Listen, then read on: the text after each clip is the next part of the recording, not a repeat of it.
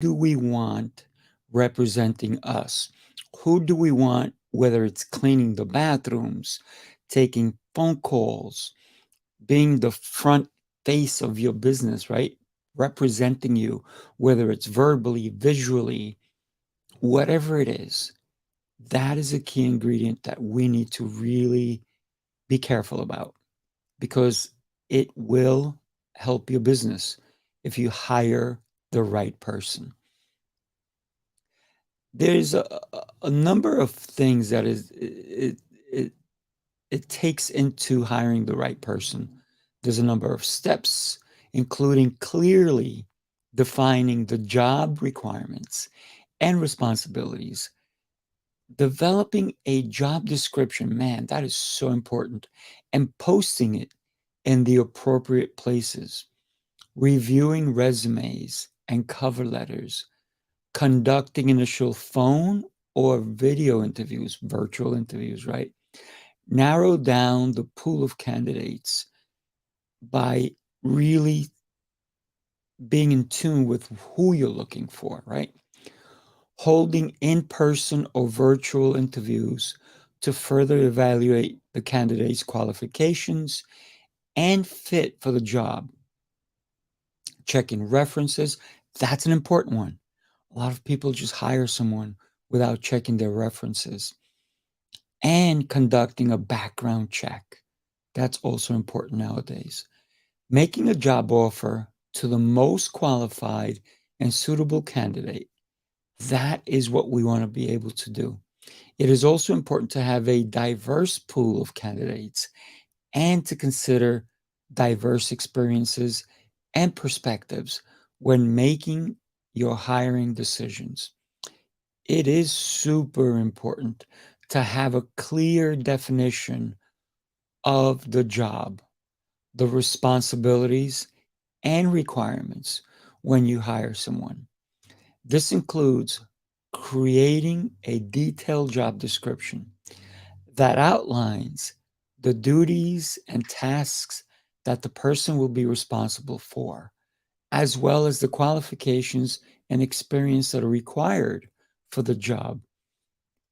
This information can be used to attract the right candidate and to get rid of anybody who may not qualify, and to evaluate and compare the qualifications of different applicants.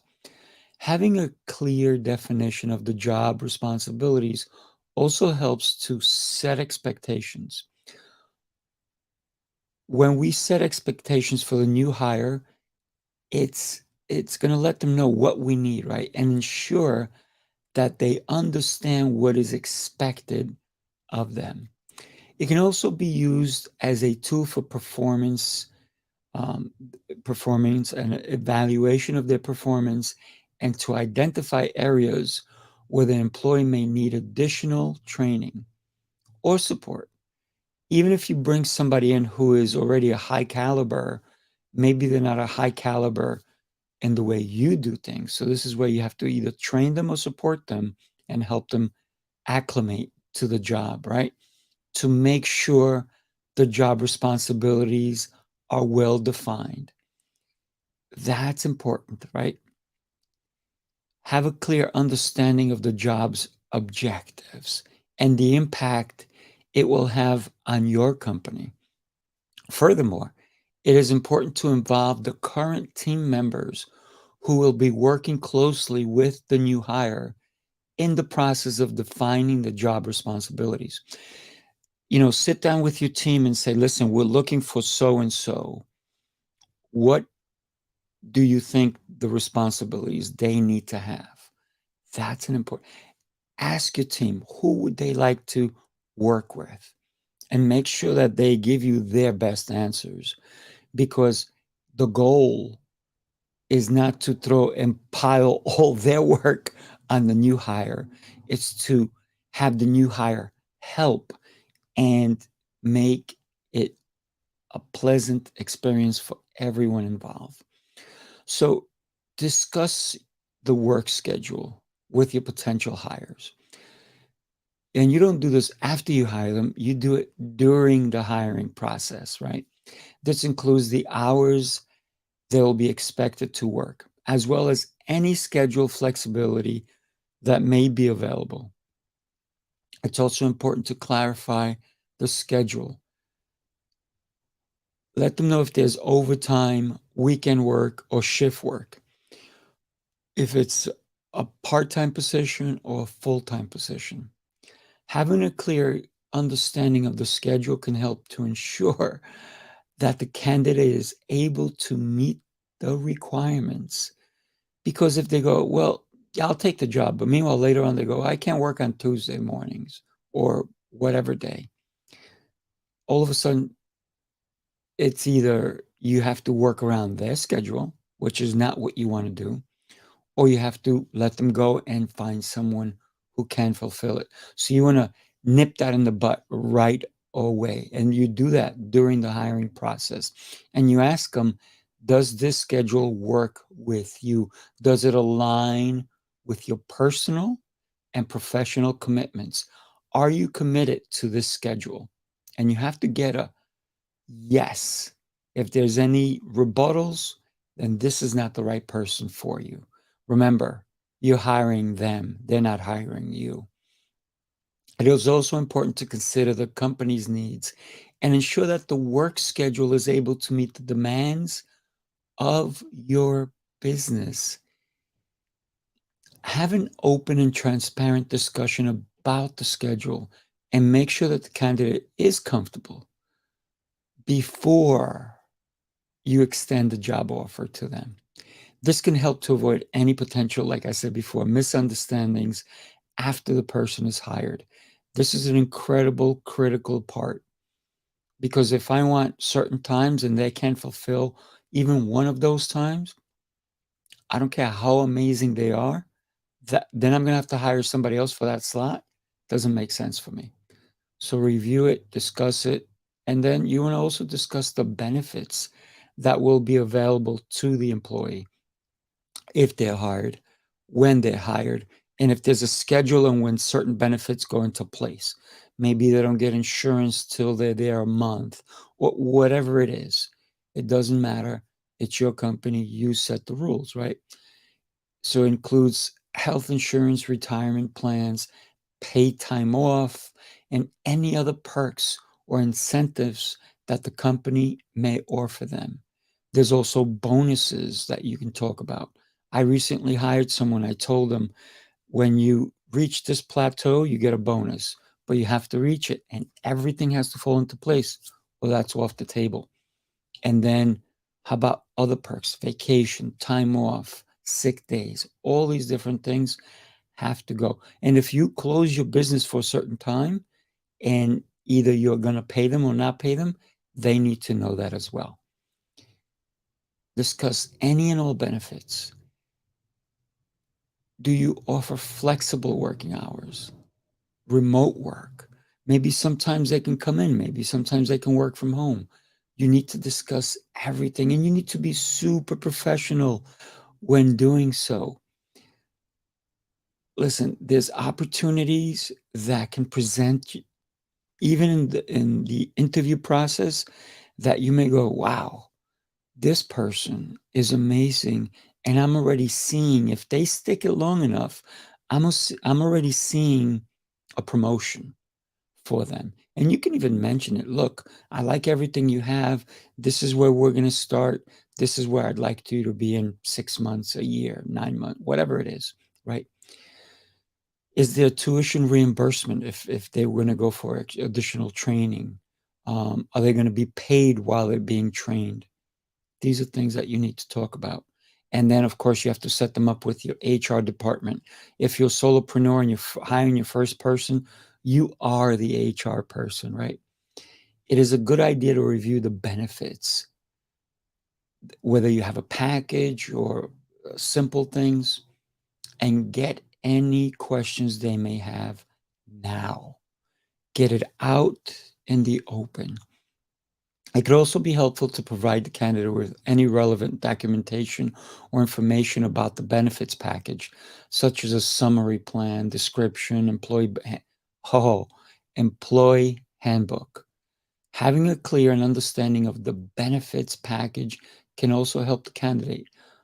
But the employee handbook, can I tell you, it is super important. An employee handbook is a document that provides information about the company, the policies, the procedures, and expectations for all employees.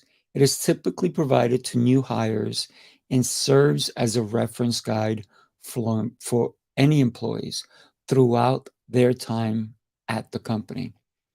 If you do not have an employee handbook, reach out to me. I can teach you and help you to create one that works for your company. I have one for my company. I have several companies, and each one is specific to that company or to that type of employee. You need to have that. And you can even, in the employee handbook, if you're this type of employee, this is your benefits. If you're this, so that's an important aspect as well. An employee handbook typically includes information on your company culture, the values, the benefits, compensation, attendance, and punctuality. That's also, and here's the other one, dress code, right?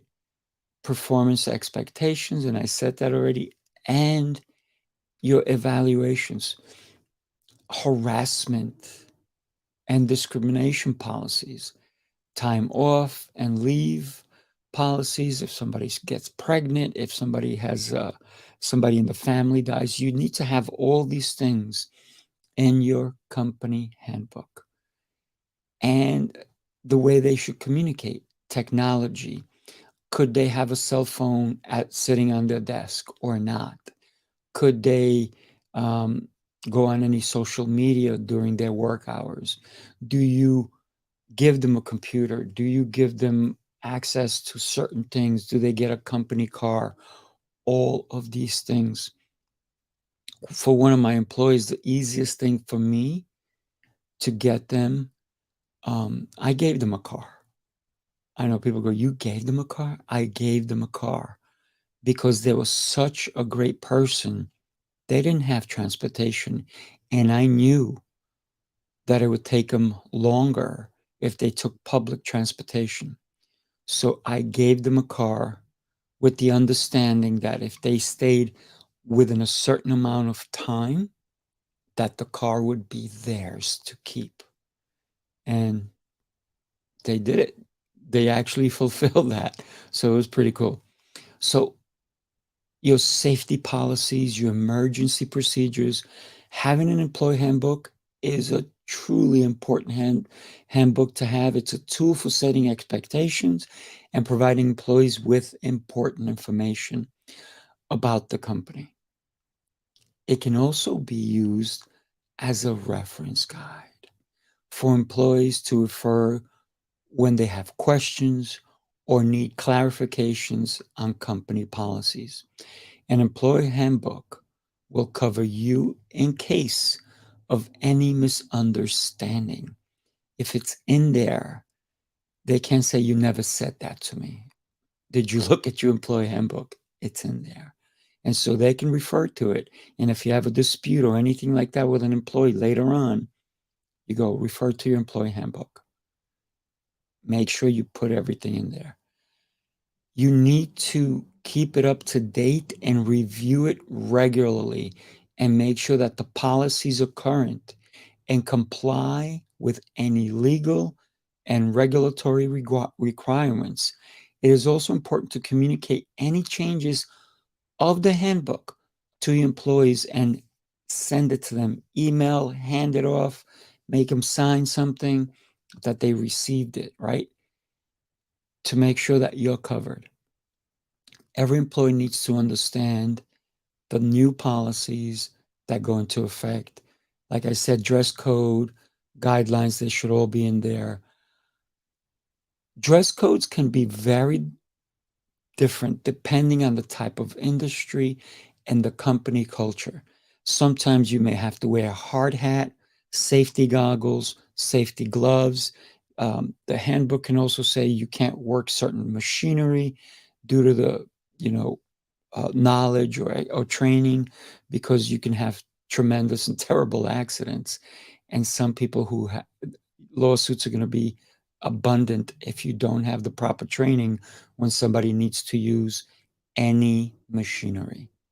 Some companies have a formal dress code, while others have a more casual dress code. A dress code policy should be included in the employee handbook and should be discussed during the hiring process, and let them know that you will not stand for anything other than this requirement.